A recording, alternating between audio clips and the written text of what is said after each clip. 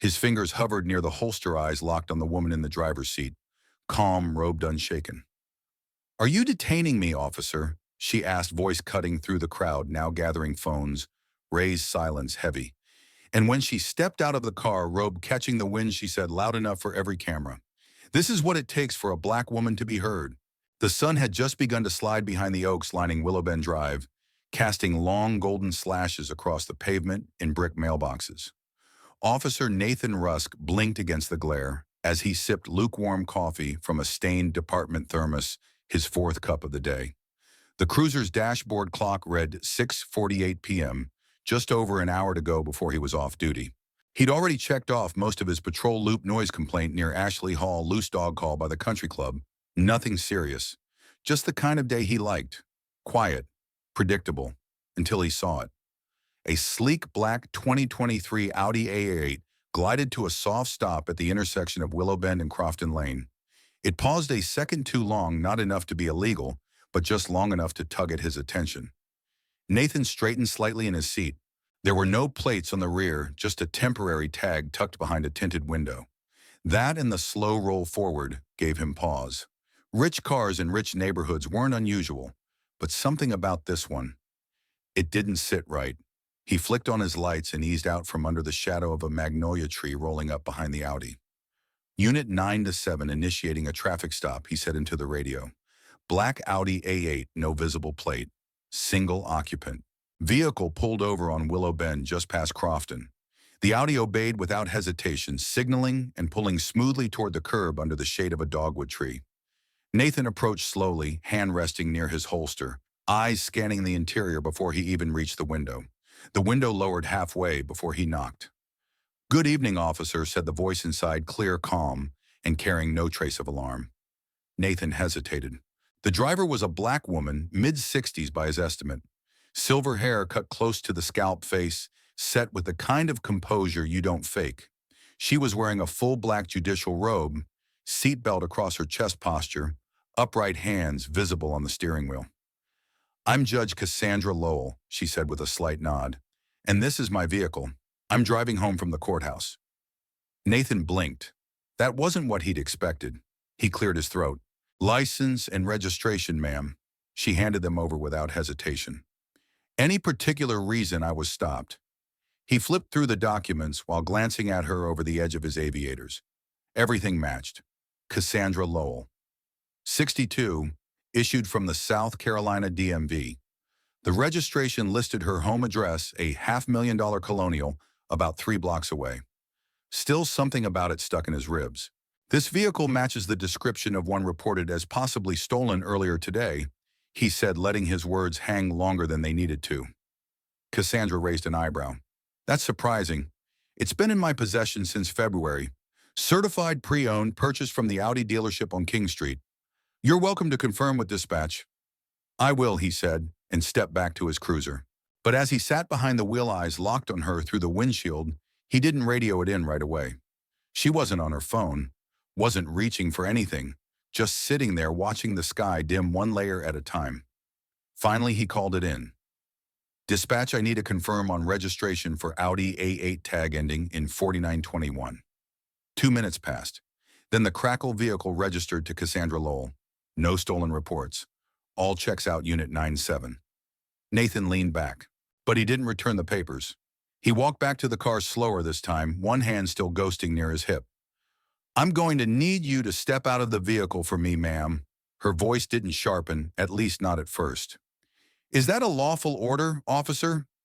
"Rusk," he answered. "Yes. Standard protocol." A beat of silence stretched. "Are you detaining me? I'm asking you to step out so we can clear this up." Phones were up now. A few teens on the sidewalk had stopped walking. One was already filming. Cassandra's voice rose, not in anger, but in clarity.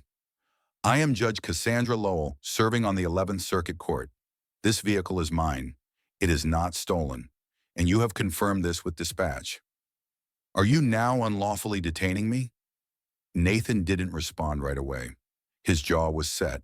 He could feel his fingers twitching near his belt, and he forced them still. From across the street, someone called out, "She's a judge, man. That's Judge Lowell." Still, Nathan stood his ground. I asked you to step out of the vehicle, he repeated. And I asked, she said voice level, if this is legal. A soft command came from the sidewalk. Get your hand off your belt, officer.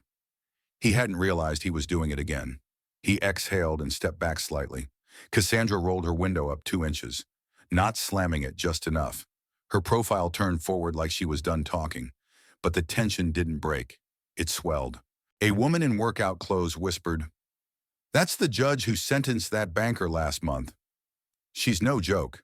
Then another cruiser rolled up behind Nathan's. Officer Dana Ridley stepped out tall and composed, blonde ponytail swinging behind her. She took one look at the scene. The crowd, the phones, the woman in robes behind the wheel, and her expression stiffened. "Everything okay here?" she asked, voice low as she approached Nathan. "Possible match on a stolen vehicle," he replied tightly, trying to verify some details. Dana looked into the car.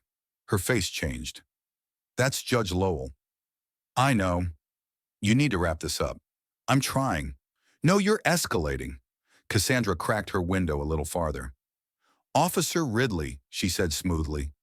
"I assume you recognize me." "I do, Your Honor."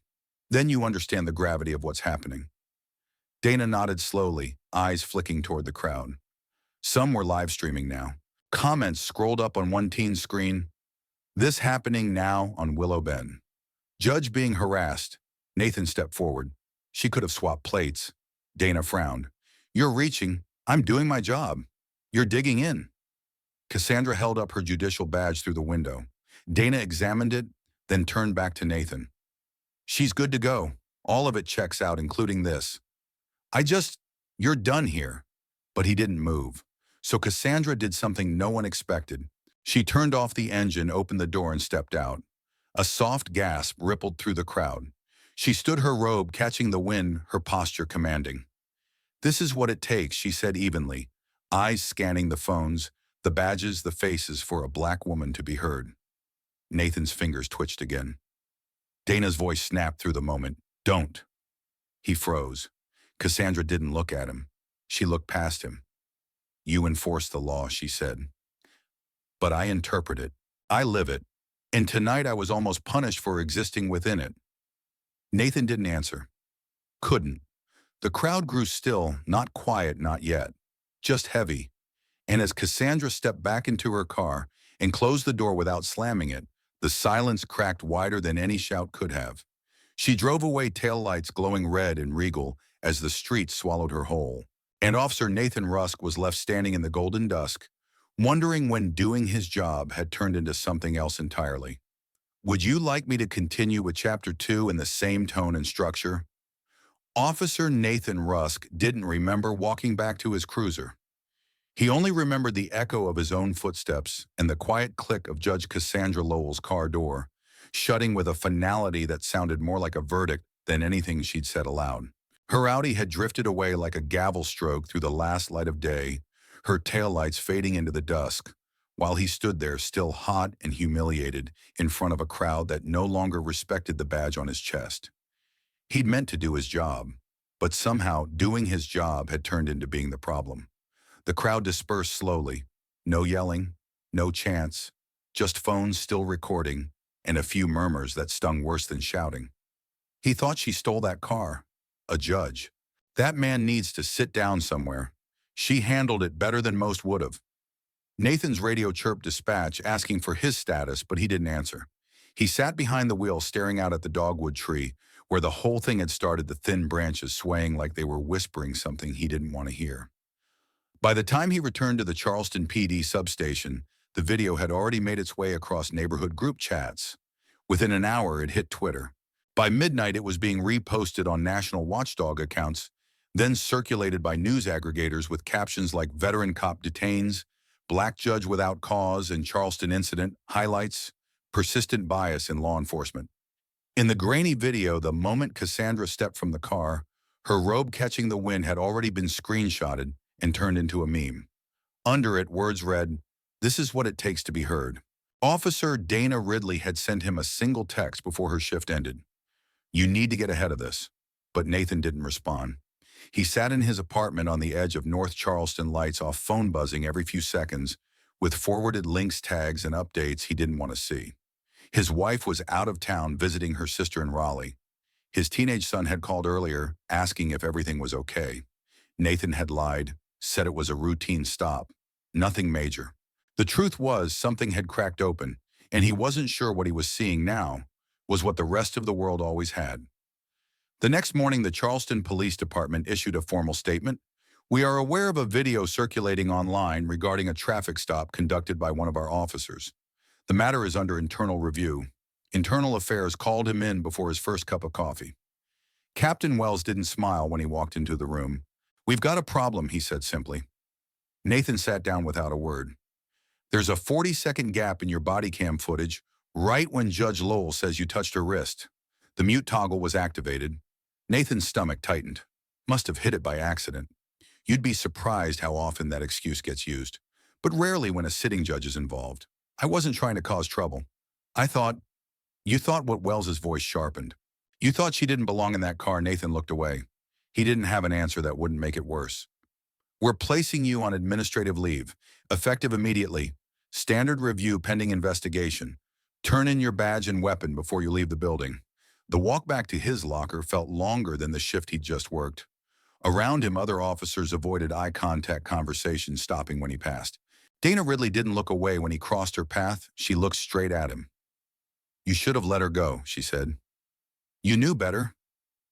Did I? He asked, voice low, because it didn't feel wrong until it was already too late. Dana studied him for a beat. Then maybe it's time to figure out why that is. Across town, Cassandra Lowell sat at her kitchen table in a white cotton robe, a mug of untouched black coffee cooling beside her. Her judicial robe hung over the back of a dining chair, still creased from the night before. Her phone had buzzed nonstop since sunrise, calls from reporters, texts from colleagues, even a voicemail from the mayor offering a public apology and any assistance needed. She hadn't replied to any of them. The house was silent, filled with the kind of stillness that usually came after a long day in court, but today it felt heavier. She watched the footage again, not because she needed to, but because she couldn't not. Her own voice sounded foreign, controlled, deliberate, the tone of someone used to being doubted and preparing for it in advance. She watched the way Rusk shifted near his holster, the way his eyes never quite met hers. She watched the precise moment his hand reached out toward her wrist. And then, the silence. The camera audio dropped off like someone had slammed a door. Her father's words echoed in the space the footage left behind. The robe doesn't make you invisible. It just makes the doubt harder to justify. He'd said that to her when she passed the bar. Back when he was still a beat cop in Columbia, one of the first black officers in his precinct. He knew this world too well. Knew it could turn on you, not because you did something wrong, but because someone else thought you might have. At 11:23 a.m., Cassandra finally responded to one person, her judicial clerk, Lila. Bring tomorrow's docket by. I'm not canceling court. That evening, she stood at the window overlooking her driveway, watching a group of teenagers walk past, phones out whispering. One pointed toward her house. Another held up a phone, angling it just right. She didn't wave. She didn't hide. Let them record. Let them see her just standing, still here, still unshaken. At the Charleston PD station, Nathan sat in the empty locker room, staring at the badge in his hand before setting it down.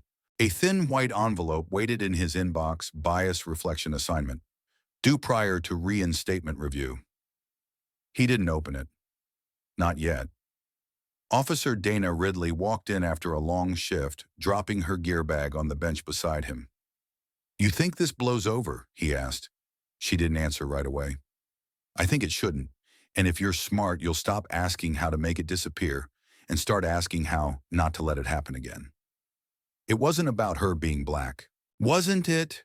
He started to protest, but the words dissolved. Dana stood and headed for the door.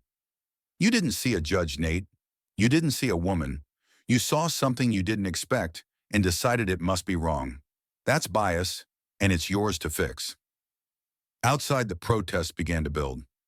Not massive, but focused. Signs read, "Respect is the law," and black robes, white fear. A live streamer's caption read, Cassandra Lowell didn't need to prove she was a judge. She needed to survive being seen as a black woman first.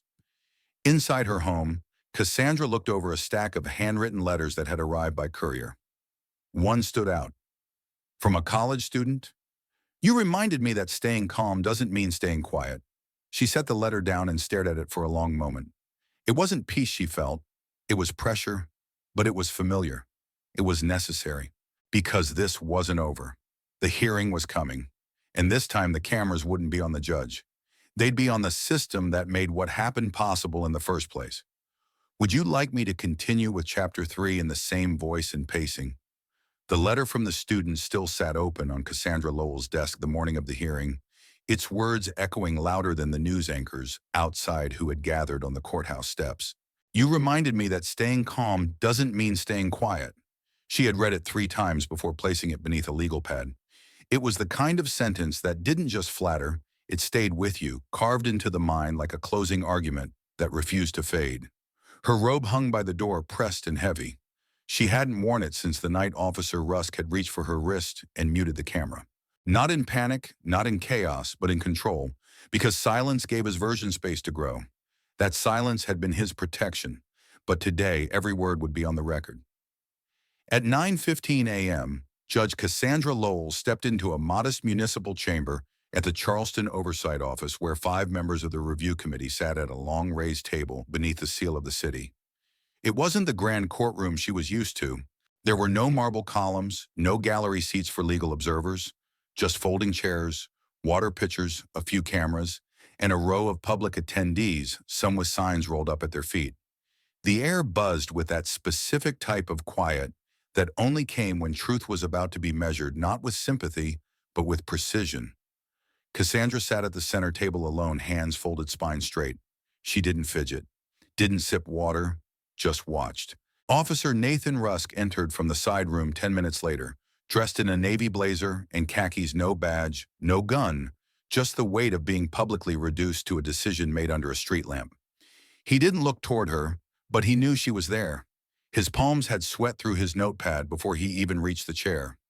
Across the room, Officer Dana Ridley stood silently near the rear wall. She wasn't called to testify, but her presence was unmistakable, an anchor, in case the truth needed more weight. Chairwoman Vera Lindell, a retired judge from Charleston County, called the hearing to order. This review will consider the professional conduct of Officer Nathan Rusk in relation to the incident on Willow Bend Drive involving Judge Cassandra Lowell. We will begin with the presentation of body camera footage. The video played on a monitor behind the committee. No narration, no commentary, just the cold clarity of what had happened. The stop, the questions, Cassandra's measured answers, Rusk's clipped tone, the moment his hand drifted near his holster, the shift in her voice, the rising crowd, and then minute 11:17. Black screen, no audio, 40 seconds of official silence. When the audio resumed, Cassandra's voice was calm again, but different now, firmer. You're violating my rights. Vera Lindell paused the video. Officer Rusk, can you explain the mute gap on your department-issued body cam? Nathan cleared his throat, a voice already dry.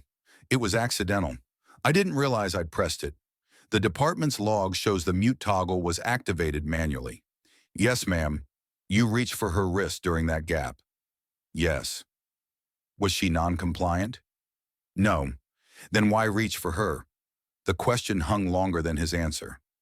I misread the situation. Did you believe she posed a threat? No. Did she raise her voice? No. Did she make any movements that indicated danger? No. Then what made you escalate the stop silence? Nathan's mouth opened, but the words refused to line up. Across the room, Cassandra still hadn't moved. Not in triumph, not in condemnation, just watched. Just bore it like she'd been trained to do her whole life. Vera Lindell turned. Judge Lowell, would you like to make a statement? Cassandra stood, not hurried, not hesitant. She stepped to the podium, adjusted the microphone once, and began. I have spent more than 30 years in service to the law. I've sat through sentencing hearings, suppression motions, bail reviews, and jury trials.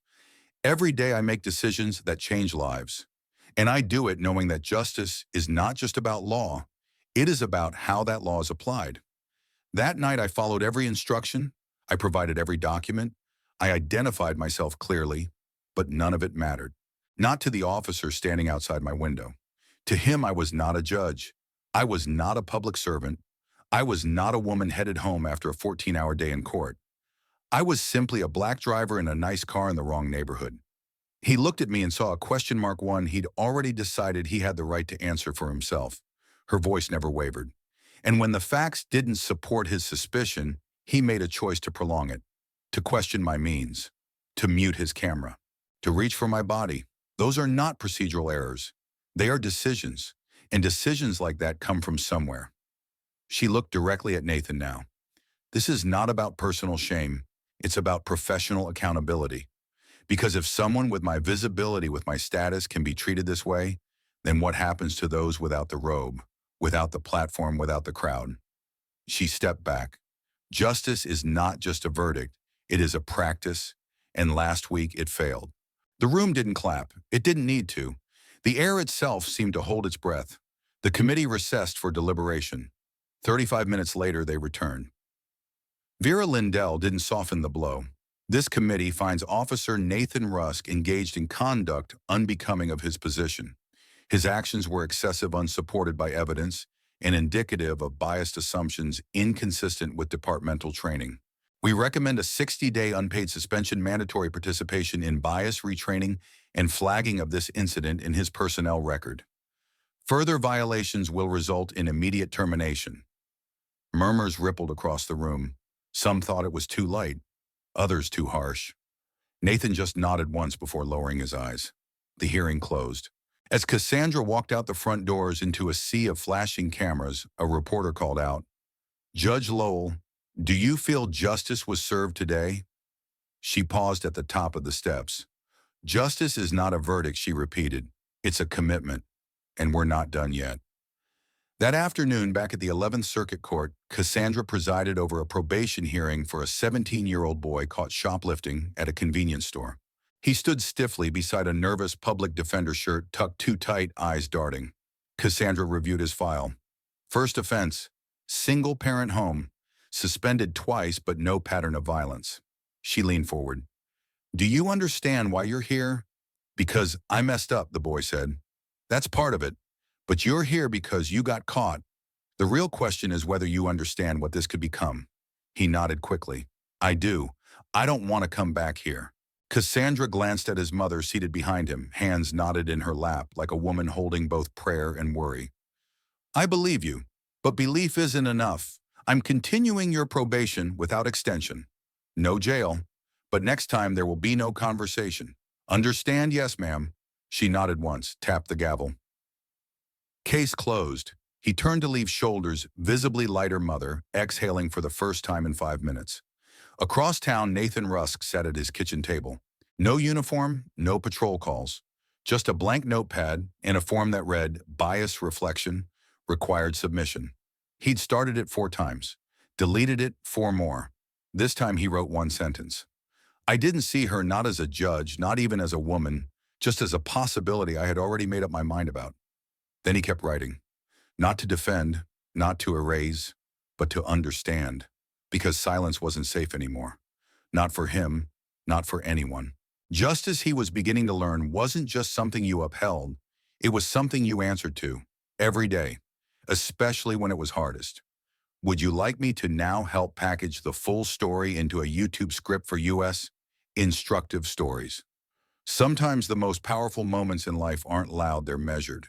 They come not in the form of courtroom rulings or public outrage, but in quiet decisions to stay calm, to speak truth, and to hold the line when it would be easier to walk away. The story of Judge Cassandra Lowell is not just about a traffic stop gone wrong. It's about how fragile respect can be even when it's earned over decades. It's about the danger of assumptions, the weight of silence, and the courage it takes to speak with clarity instead of anger. It reminds us that injustice doesn't always scream.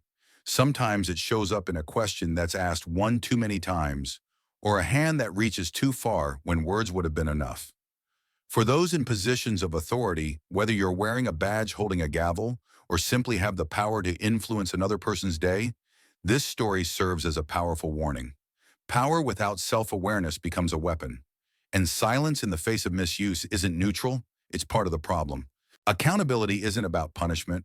It's about reflection, about growth, and about preventing the same mistake from becoming a pattern.